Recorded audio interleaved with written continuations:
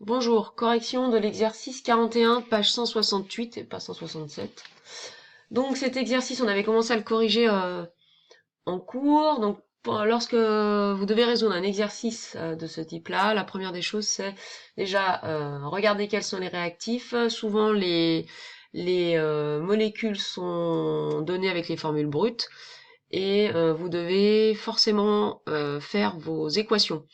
Votre équation bilan doit être équilibrée. Si elle n'est pas donnée, c'est à vous de le faire. Généralement, elles sont plutôt simples. Ou quand elles sont plus compliquées comme ici, elle est déjà équilibrée.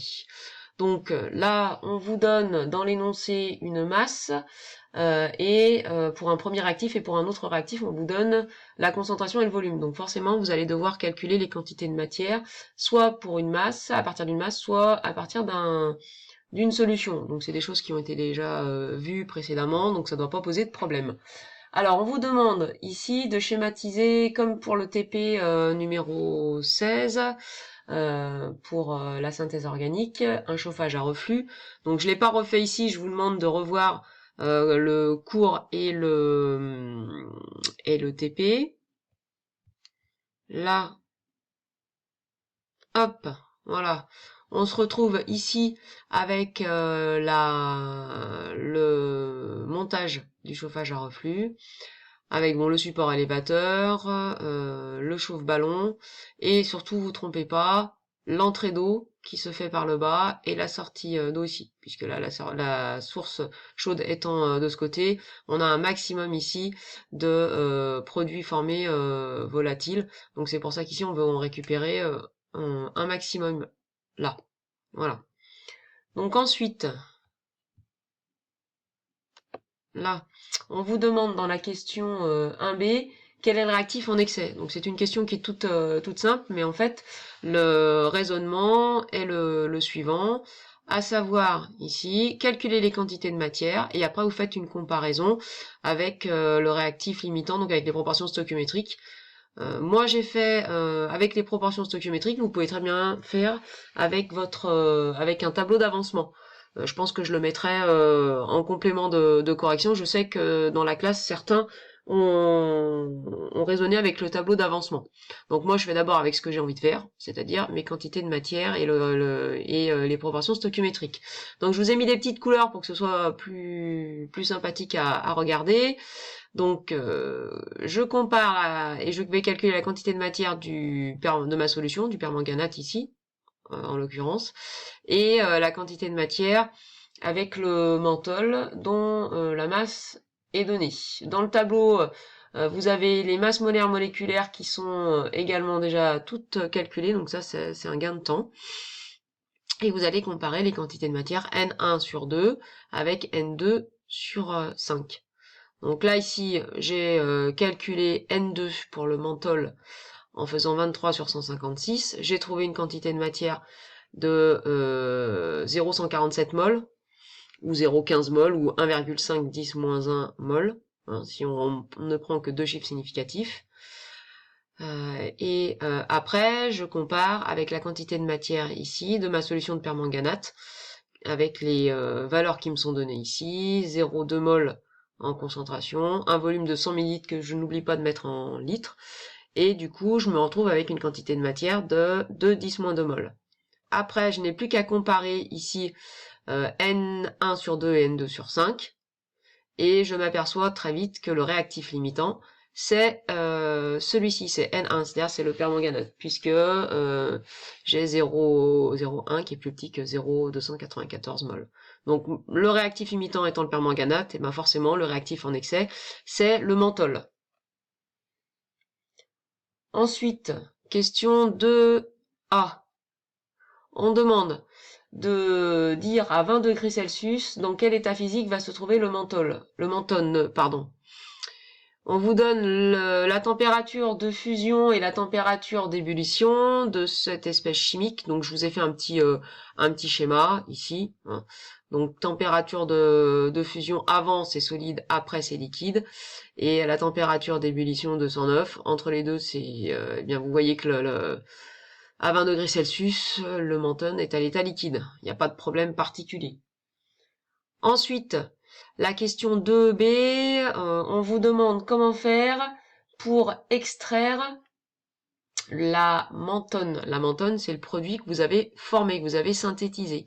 Donc pour ça, comme pour le TP, il faut qu'on utilise un solvant. En fait, on est dans le cas où le produit formé est un liquide. Donc on est dans le cas d'une extraction liquide-liquide. Donc on va utiliser un solvant dans lequel le réactif en excès, le menthol, ne doit pas être soluble, puisqu'en fait on veut l'enlever, et dans lequel le menthone, eh bien, doit être soluble. C'est-à-dire soluble, ça veut dire mélangé. Voilà, c'est tout ce que vous pouvez dire. Donc, dans cette question 3C, vous avez ici le chromatogramme dans lequel on vous demande que peut-on dire sur la pureté du produit obtenu. Donc là, le produit obtenu, c'est celui-ci. Et vous avez deux produits de référence, le menthol, donc un des réactifs, et le menthone de référence. Ben, on s'aperçoit qu'ici, le produit que vous avez synthétisé, comme d'ailleurs celui qu'on avait obtenu par synthèse, ben, il n'est pas pur puisque vous avez deux tâches et on peut les identifier. Vous avez bien produit ici du menthone, voilà, puisque vous l'avez là. Mais par contre, il vous reste encore un petit peu de menthol, ce qui est d'ailleurs normal puisque c'est le réactif qui est en excès. Alors malgré les lavages qu'on avait effectués, alors même si ce ne sont pas les mêmes réactifs, le résultat est sensiblement le même puisque le réactif qui est en excès, bah, pour l'enlever, il faut faire plusieurs lavages. Voilà. Ensuite, la question 3b, quelle masse de menthone peut-on espérer au maximum? Donc pour ça, je vais reprendre l'équation avec laquelle on avait travaillé. Tac. Donc là, vous retrouverez ce que je vous ai marqué ici. Donc là, toujours pareil, vous allez raisonner avec votre équation. Vous savez maintenant que le réactif limitant, c'est la solution de permanganate, donc c'est N1. Et à partir de là, vous travaillez avec les proportions stoichiométriques. Donc là, ici, vous travaillez avec N1 et N3. Vous avez ici... où je suis là? Hop. Voilà. N1, coefficient 2, stoichiométrique, et N3, le menthone, coefficient 5. Donc en fait, ici, vous savez que lui, c'est le limitant. Donc vous allez mettre l'équivalence comme ce que j'ai marqué ici. N1 sur 2 doit être égal à N3 sur 5. N3, c'est ce que vous cherchez. Donc après, vous exprimez N3 en fonction de N1. Donc vous trouvez ici, avec les petits calculs, 5 10 moins 2 mol. Ensuite, vous calculez la masse, hein, puisque vous savez ici que N, c'est égal à petit m sur grand M. Donc là, vous faites votre multiplication. La masse molaire moléculaire du menthone est donnée. Vous trouvez une valeur théorique de 7,7 grammes. Et on vous demande ici, comparer avec la masse théorique obtenue expérimentalement. On vous dit dans l'énoncé que la masse obtenue expérimentale vaut, tac tac, ici, 8 grammes. Alors c'est juste pas possible qu'on obtienne une masse expérimentale supérieure à la masse théorique. Ça veut bien dire ici que pourquoi est-ce que cette masse-là expérimentale est plus élevée que les 7,7 grammes théoriques? Bah tout simplement parce que ici on voit bien que sur les 8 grammes que vous avez, eh bien il y a enfin la partie qui est en plus, ça correspond ici au réactif qui reste, c'est-à-dire le menthol, c'est celui qui est en excès. Donc c'est ce qui vient en fait alourdir la masse expérimentale. Voilà. Après, bah, c'est ce que je viens de dire. Est-il judicieux de calculer le rendement? Bah forcément non, parce que de toute façon, votre rendement, pour le coup, il va être supérieur à 1, donc c'est juste pas possible, hein. C'est ce que je vous mets dans la question ici, hein. On sait que la masse, le rendement, c'est soit une quantité de matière, soit une masse. Donc bref, expérimental sur théorique doit être inférieur à 1. Or, dans ce cas-là, il va être supérieur à 1, donc c'est pas bon.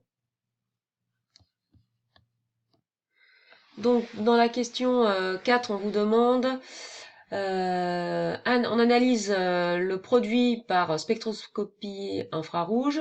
À quel groupe caractéristique ces bandes correspondent-elles si le produit est impur? Donc, si le produit est impur, on a vu que on a à la fois le menthol et le menthone. Donc le menthol, ça veut dire que vous avez un alcool, vous avez un groupe hydroxyle, ce qui veut dire que vous allez avoir une bande large entre 2005 et 3005, et également présence, comme les cétones ou les aldéhydes d'ailleurs, un groupe carboxyle ici, carbonyle, pardon, double liaison carbone-oxygène, avec une bande qui est fine, à 1700. Ce qui veut dire que globalement, vous auriez un spectre qui ressemblerait à celui-ci. Alors attendez, hop, voilà. Ça pourrait être à peu près là.